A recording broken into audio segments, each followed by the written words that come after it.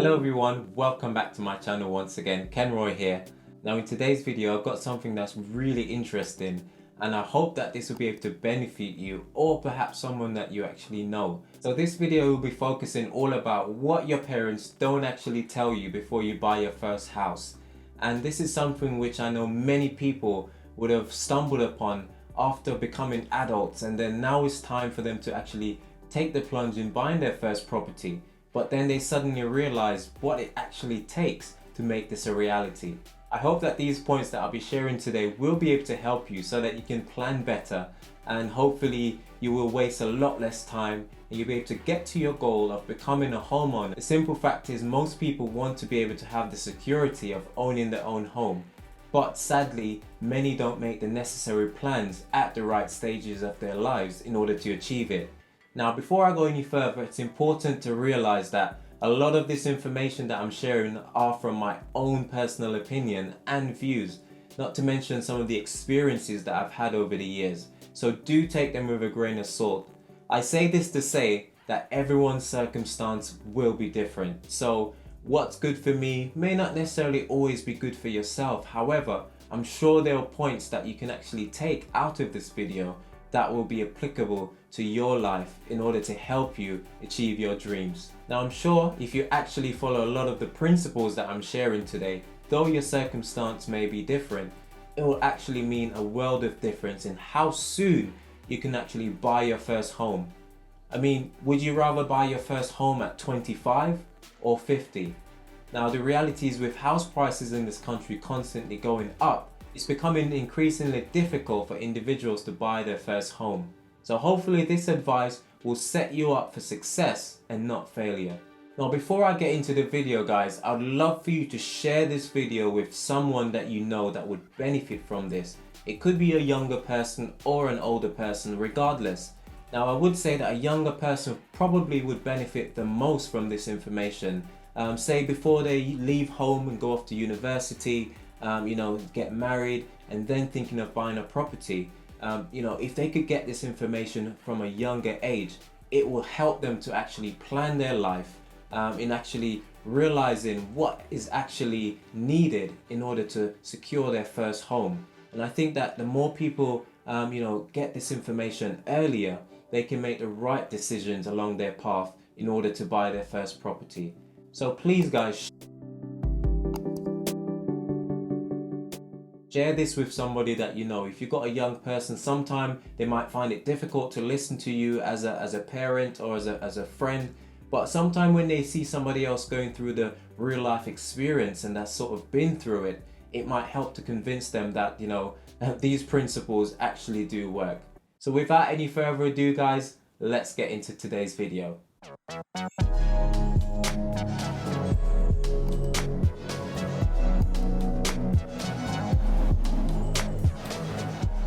So guys, I would say that please stick around to the end because I'll be saving perhaps my best tip for last. Something that a lot of people don't like talking about and a lot of people might find uncomfortable. However, I think this one could be a huge benefit with saving enough money in deposit so that you can afford your first property. So do stick around to the end for that. So the first thing I would say when you're an adult and you're talking to your young person, or if you're a young person listening to this video, the first thing that I want you to think about is, what do I want for my future? What is going to make me happy? What is going to bring me joy? Is it going to be growing up, having a nice job, buying my first property, starting a family? Do I want 1, 2, 3, 4, 5, 6 or more children? Who knows? Think about some of these things. Where do you want to live? Do you want to live in a city where it's busier? There's a lot of things around you. There are better jobs available. Or do you want to live a more rural life where it's a lot cleaner, a lot slower pace of life, maybe better to raise a family? All of these things you have to start considering because it will then impact where you buy your first property and how much that property may actually cost. So that's the first thing that you need to actually think about, is what your plans are for the future. And once you've got that and you've solidified it, the other steps following will then be easier to align with that because you know where your end goal is. Are you going to be looking for a bigger house, or will a flat or will an apartment do for you? Will you need a bungalow? Who knows? Whatever your circumstance and your situation will be, you have to start thinking about where do you see yourself in 10, 15, 20, 30 years or more. And when you can do that, it will help you in making the right choices at the right time. Now, of course, I know that as you get older, these goals will change, your circumstances will change. However, it's important for you to just have an end goal in mind. Okay, so I think that's the first thing that you actually need to do. Okay, so that's my 7th point. Now, point number 6, do not take out any unnecessary debt, guys. And by unnecessary debt, I'm talking about credit cards, taking things on hire purchase and finance that you just do not need.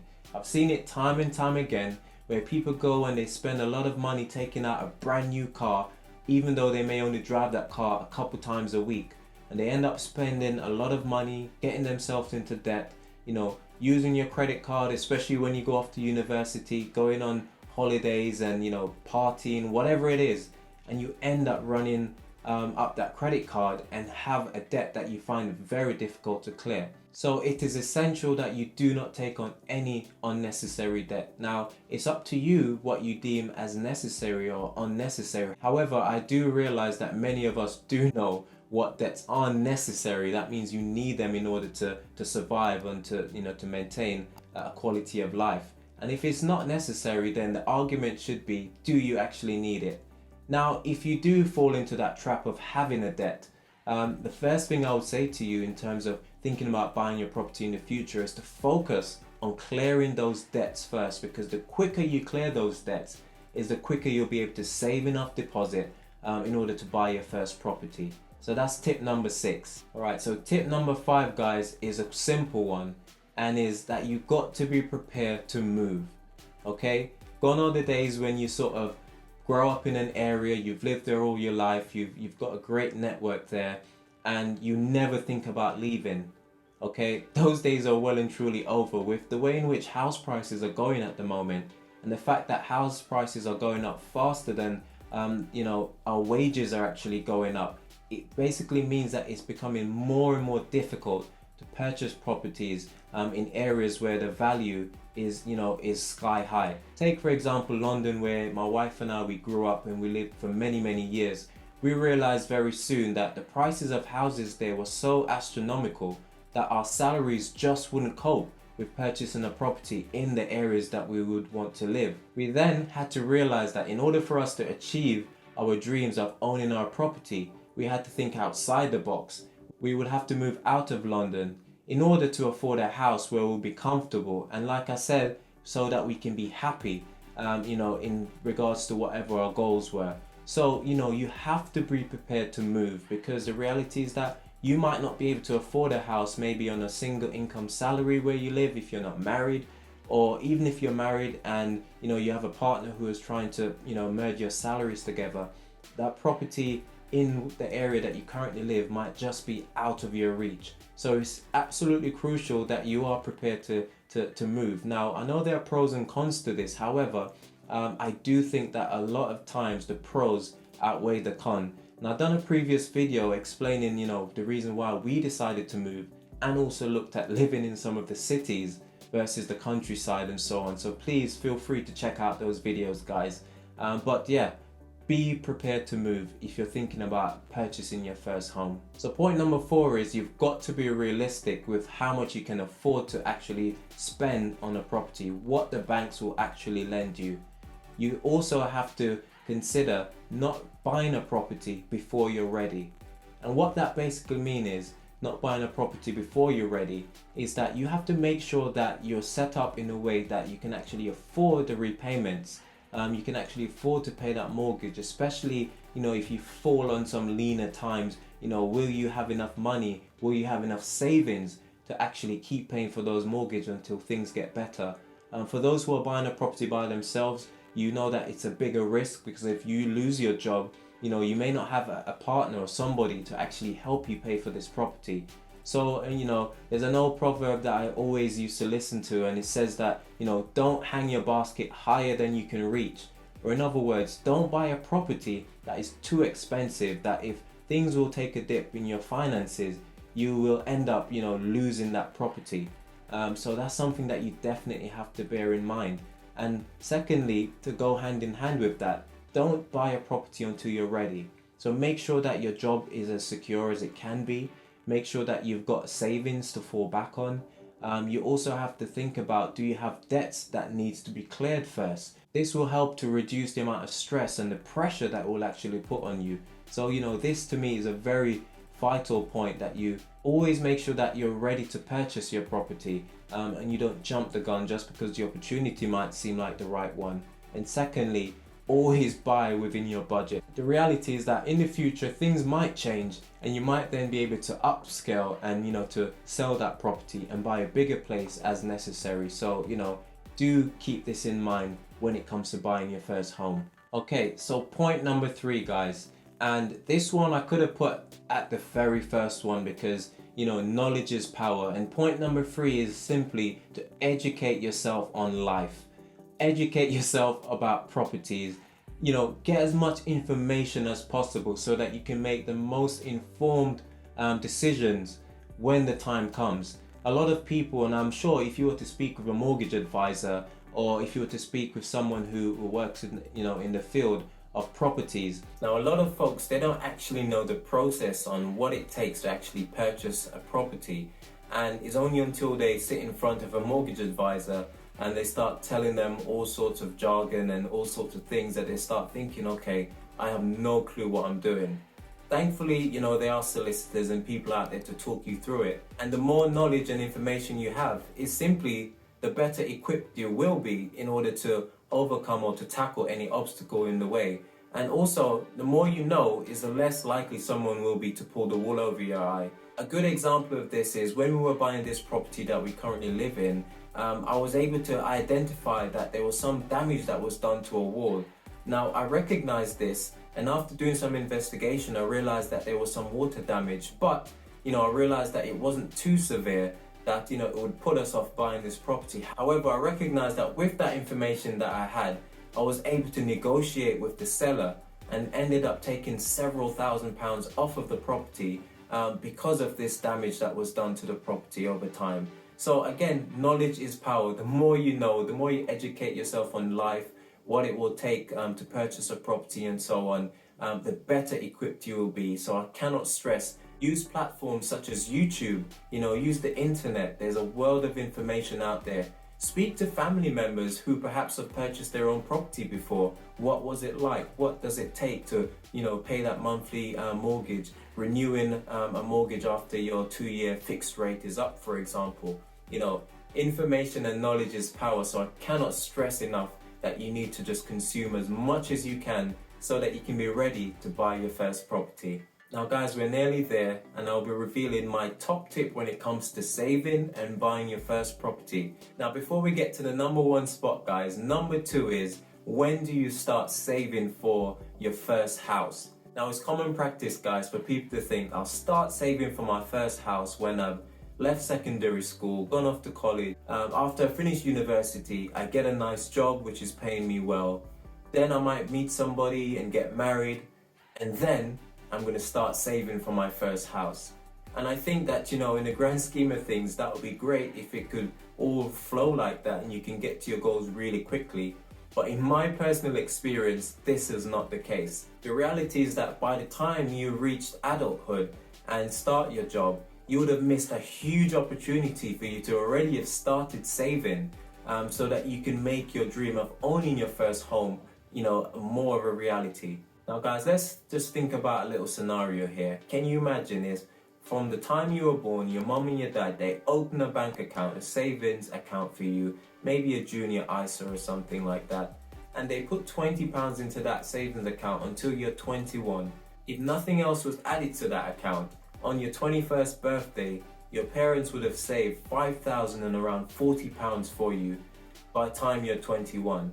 Now bearing in mind, that's just for saving £20 a month into that account. Now can you imagine being 21 and you've already saved over £5,000 into an account which can go towards, say, your deposit, for example. But let's take a step back and imagine you become a young adult, you get your first part-time job, say you start saving a further £20 a month. Then after the years have gone by and you guessed it, you get yourself a job, maybe you're at university and you're working to try and supplement your income. You then start saving even more money into that account, maybe 100 or 150 pounds into that account every month. So you finish university and you find that you end up having a substantial amount of money already saved into that account. Now, say you start your first job before you get married, after you finish university, and this is a prime opportunity for you to start saving even more. Now, a lot of people tend to waste these years going out, partying, traveling, and so on. And you end up reaching to a stage in your life where you don't actually have any money to your name, and you might actually be in debt because you spend those early years actually just wasting the opportunities of saving, especially when you start earning for yourself. So what I'm basically trying to say is the best time for you to start saving for your first property is as early as possible. Now, my wife and I, we made the commitment that when my daughters were born, we've opened bank accounts for them, to which whenever we get any money donated from family members or friends or whoever, that money goes straight into that account. We also set up a standing order that we deposit a certain amount of money every month into their account. Now, the plan is that this money will not be touched until they become adults and actually looking to purchase their first property. This will be a big help for them in order to boost the amount of deposit they'll actually have. Of course, we'll be teaching them all about money management along the way, and of course they'll be saving into this account as they get older, so that it may be less of a burden when the time is right for them to buy their first home. Can you imagine after getting married that you actually have your deposit ready and waiting to buy your first property? How much less of a stressful situation that would be. I really hope that this information will be beneficial, and if you do know a young person that you share some of this information with them so that they can make more of an informed decision. Now, thank you so much for sticking around to the end. And my final point, which arguably can sometimes be a bit controversial, but I truly believe that it's a great way in order to save and maximize the amount of funds that you'll have when purchasing your first home. So point number one is simply this, guys: stay at home for as long as you can. Now, I say this with a caveat that you shouldn't just actively be crashing at your parents' house with no plan of moving out. But what I'm actually talking about is that while staying with your parents, after you say become an adult, after you finish university perhaps, so that you can actually save enough money for your first deposit. A lot of people hastily move out once they're old enough to do so, and while it might feel like a great sense of freedom, and you might feel that you've got all your independence, a lot of people end up regretting this further on, because the reality is that after you've just become an adult, after being looked after by your parents for so long, and the realization that you now have to pay all of your own bills and fit all of the demands that being an independent adult comes with, it can be quite daunting, especially when you consider how expensive it can be to actually maintain the lifestyle that you're looking for. So yes, point number one is one that can be controversial, because I know many people, as soon as they reach the age when they can move out, to go and live on campus at university and experience a more independent lifestyle, they take that opportunity. But this can actually be a detriment, because you might end up running into debt and not being able to save as much as you would if you were still living at home with your parents. Now, I know it's quite difficult for some people. Perhaps they don't get along very well with their parents, and there might be too much friction and drama that's happening within that household. So it might not work for everyone. However, if you are able to make it work, I can guarantee you that it can revolutionize the way in which you are actually saving and building enough money in that pot so that you can buy a property as soon as possible. Now, I know individuals that's had to eventually move back home in order to get that support from family members, so that they can save up enough deposit to buy a property. And this is after they've moved out, gotten married, started a family. But the realization is that, you end up just working just to pay bills because you haven't got that support. But if you were able to live at home with a family member, then obviously you would contribute towards the bills. And please do contribute towards the bills of running the house, okay? Don't try to live for free. especially when you've got a job. But you'll be able to save a lot more money than if you were living separately, paying an individual rent separately. So, you know, this is my biggest tip. And like I said, I know that this may not work for everybody, but if you can imagine yourself after going to university, coming out of university, maybe you're single, maybe you're not, you know, but rather than going to rent straight away, why not spend 1 or 2 years living at home with your parents? Hopefully you would have been saving, like I said, from before that. So those 2 or 3 years of saving, you know, that will take you up until, you know, 24, 25, will help to boost the amount of, you know, deposit you have for your property. Because trust me, you know, living by yourself, and I'm sure many people even watching this right now will know, you know, once you start living and paying rent separately, it's a whole different ball game. Now, it's no secret, my wife and I, we lived for a period of time with her mom, and while we were living in London, because we had the opportunity to move out. We were both working and rent our own accommodation, but you know, we decided not to. And while it was a sacrifice for us for a couple of years, we totally think that it was the best option, because we realized that we were able to save so much more over a shorter space of time. And you know, now we can look back on it and we can actually say that it was a good decision. You know, yes, of course, it's not always smooth sailing, but you know, we had to make the most of it, and we had to form that good relationship while we were living together. And honestly, it really made the difference. And now we've bought our own property, you know, and we're happy. And all of that feels like a distant memory. All of that sacrifice that we made earlier on, we can see the benefits of it now. So guys, once again, if you know a young person, you know, have these conversations with them and let them know that it is okay. And in the long run, you know, it will be beneficial for you in terms of buying your first property. You know, like I said, here we are, we've now done it, we've lived it, we've experienced it, we've seen the highs, we've seen the lows. But I hope that the information that I shared with you today will be beneficial, and you'll be able to use some of this or impart some of this knowledge onto a young person so that their lives in the future can be much better, rather than, you know, finding it more difficult to achieve their dream of owning their first home. Now, I hope that these 7 points would have at least gone some way to just help you in making the right decision when saving to buy your first property. Now, I know that some of this information might not be applicable to you, or perhaps you've gone past that stage already, but regardless, I hope that you'll be able to at least take some of it into account and be able to apply it to your life. If you're a parent watching, please share some of this information. Talk to your child. Let them know the reality of what life has in store for them. If nothing else, COVID-19 has taught us the importance of, you know, having a security of a home, somewhere where you can feel comfortable and, you know, you can have that stability. Please share all of this information with your young person so that no one will sort of pull the wool over their eyes, so that they can realize the reality of buying their first property. Now, if you have any questions about anything that I've discussed today, please put them in the comments below. I'll always respond. Once again, wonderful people, thank you so much for stopping by today. I hope that this video has been beneficial to you.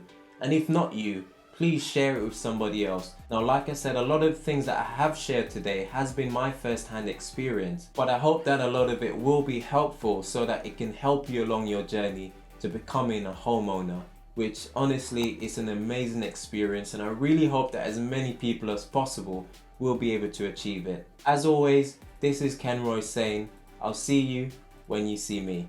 Take care.